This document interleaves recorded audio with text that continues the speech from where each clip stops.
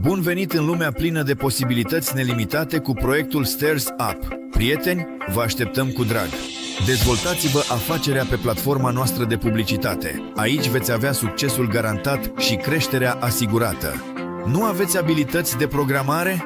Nu-i nimic! Constructorul nostru de site-uri, bazat pe rețele neuronale și inteligență artificială, vă va ajuta să creați o resursă web profesională în doar câteva clicuri.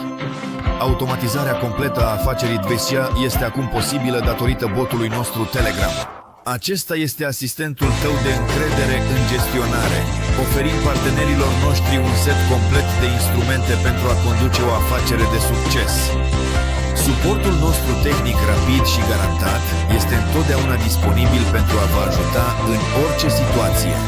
Interfața și panoul de control cu funcționalitate ridicată vă permit să gestionați afacerea eficient și fără complicații inutile.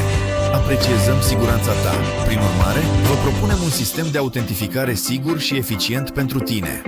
Informația de Vesiat este întotdeauna protejată în siguranță. Suntem mândri să vă putem oferi protecție garantată împotriva atacurilor de tip DOS.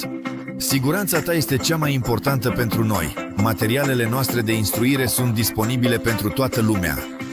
Succesul tău depinde doar de tine și suntem aici să te ajutăm să-l atingi în orice fel avem posibilitatea. Prezentările și școlile tehnice vă vor ajuta să fiți la curent cu ultimele tendințe și metode moderne de conducere a afacerilor. Vă invităm să vă alăturați Stairs Up și să faceți parte din echipa noastră de succes începând chiar astăzi. Dima Torzoc a fost responsabil pentru realizarea subtitrării.